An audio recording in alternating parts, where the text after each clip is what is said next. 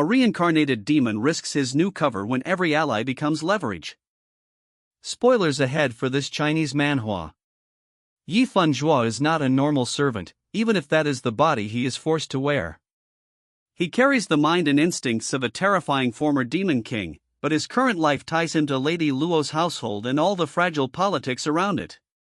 That means every small argument can become a power struggle, every reward can hide a trap, and every enemy who underestimates him is really walking toward a monster wearing a servant's face.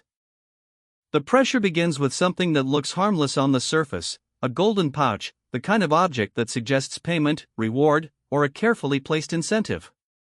But the mood changes fast when Yifan finds himself in a blue-toned night exchange with a purple-haired young woman. He does not handle the moment like an ordinary servant begging for safety. Instead, he reveals a small glow in his palm, a controlled spark of power that immediately shifts the balance between them. When he moves closer, his red eyes make the scene feel less like persuasion and more like domination. Soon after, the conflict spreads beyond that private exchange. Elders and younger representatives gather in a courtyard, and what started as one tense conversation becomes a problem for the whole household power structure. The tension moves indoors, where Yifan stands before older figures, attendants, and a blonde young woman, looking far too calm for someone surrounded by authority. He presents or studies a small rectangular paper, and the reaction it causes tells us the item matters more than its size. The older men do not treat it like a casual note. One orange-haired man becomes visibly furious, while the white-haired elder takes on the role of judge or mediator, trying to hold the room together. Yifan's strength here is not just martial power.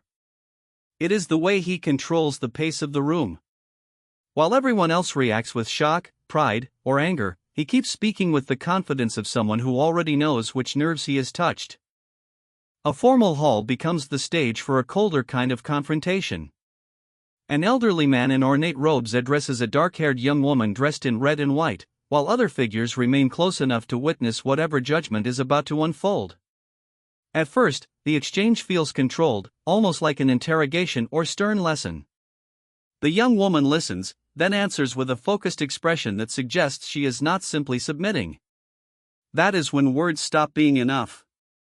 The elder gathers force, the air sharpens, and sudden streaks of power or weapons cut through the room. The young woman is swallowed by black and purple lightning-like energy, her body straining under pressure.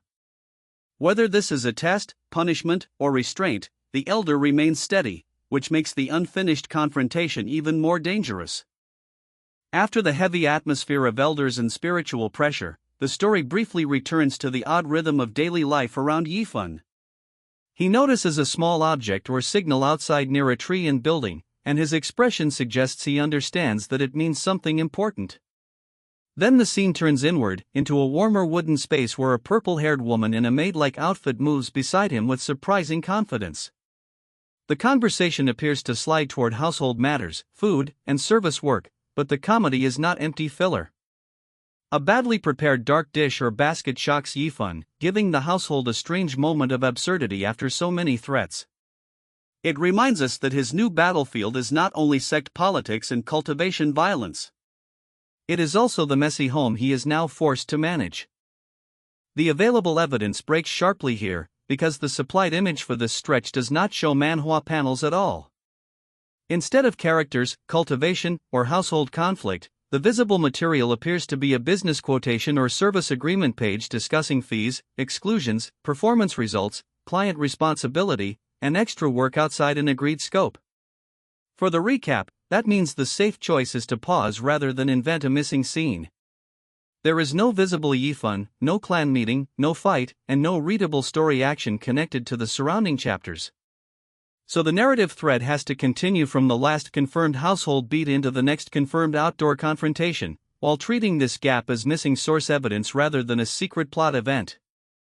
The story resumes with Yifan facing a purple-haired man in bright yellow robes, a figure who seems determined to talk, lecture, and react as dramatically as possible.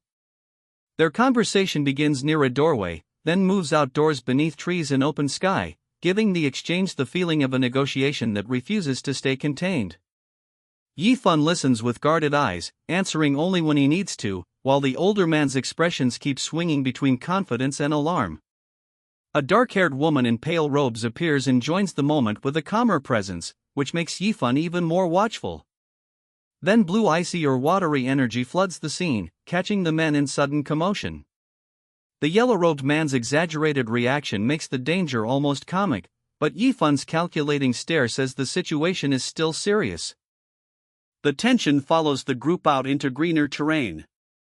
A purple-haired young woman speaks seriously at the start, and Yifan remains close to the center of the exchange while companions gather around them. Her composure does not last forever. She grows more forceful, even emotional, as if the argument has touched something personal or urgent. Soon the group is no longer simply talking inside a safe space. They are moving through a forested path, with sky and trees replacing walls and doors. That change matters, because forests in this kind of cultivation story rarely mean peace. The companions gather, discuss, and react as if danger is nearby, before a golden force or technique erupts around Yifan's side of the confrontation. By the end, emotion and threat have blended together, pulling them toward open conflict. The forest confrontation explodes into chaos. A bright golden beast, spirit, or attack bursts through the area, and the purple-haired man in yellow robes becomes the first body thrown into the storm. He is knocked down, dragged, or slammed through the terrain while Yifan watches from nearby, far less panicked than someone should be in front of such force. His focus turns sharper when red, blood-like energy appears near him, hinting that he is preparing a dangerous response rather than simply waiting to be saved. The pale-robed woman remains near the aftermath as the scene slows, but the danger does not disappear. Yifan moves through the trees with blood visible on his clothing, and then an older gray-haired man with others arrives, shifting the threat from wild power to human confrontation. The next danger comes from hooded, masked attackers, and this time Yifan stops playing the passive observer. In the forest, he clashes with one of them while a glowing purple slash stretches like a blade or whip through the air. The purple-haired older man watches in alarm as Yifan moves through the fight with a level of control that makes the attackers hesitate. They surround him, regroup, and try to press their advantage, but every movement gives him another opening. The purple energy sweeps wider, cutting across space and forcing enemies back. Then his eyes glow red, and the atmosphere darkens into something more murderous. The fight is no longer just self-defense. It becomes a warning that the servant they cornered is carrying something far more dangerous than technique. After the brutal forest fighting, the conflict shifts into another outdoor gathering, this time with conversation replacing open violence. Yifan stands among a purple-haired companion, a brown-haired woman, an elderly bearded man in ornate clothing, and an elegant white-haired man whose calm presence immediately draws attention. The group's reactions move through suspicion, irritation, surprise, and confidence, suggesting that everyone understands the stakes even if no one has drawn a weapon yet. The white-haired man addresses the others without losing composure, and then a bright teal aura surrounds him. That display changes the mood. It could be pressure, status, or supernatural strength, but either way it tells the group that authority is being asserted. Yifan narrows his eyes, and the conversation continues with a new invisible threat hanging over everyone. This stretch is all about Yifan learning that raw power is only one part of survival.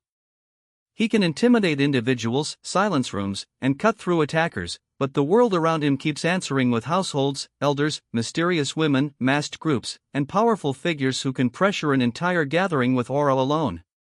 That is what makes the arc work as a Chinese manhua power climb. Every victory exposes a bigger structure. The servant body gives him cover, but it also traps him inside obligations and relationships that enemies can exploit. By the end, Yifan has shown flashes of the demon he used to be, yet the people watching him are starting to realize there is something unnatural under the surface.